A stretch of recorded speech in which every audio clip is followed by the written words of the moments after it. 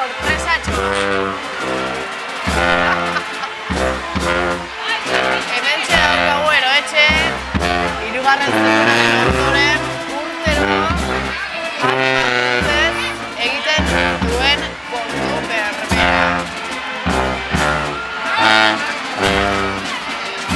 Hementxe, konfetiak bota eta bota. Zakuak bete konfeti.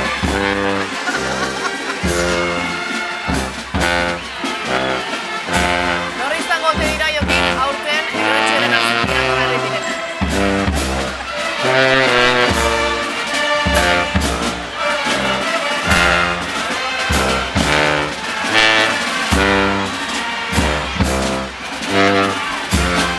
Gaixoa horre baina harrapatu du, ez?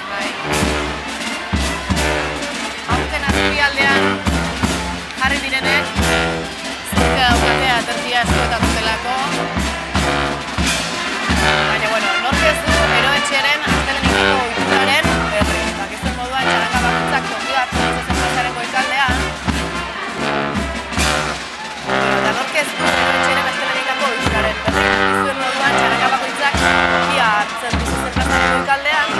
Eta txaranga kanpotik etortzen direnak bakarrik esertzen direla Eroetxeren txarangaren azpian. Nahi zuzen, tolosarrek badakite ez dutela Eroetxeren azpian eseri behar. Eta ikusten duzuen bezala, azpialdeko inauteri zaleak konfetiz blai jarri dituzte. Eta ondoko guztiak parrez, eski.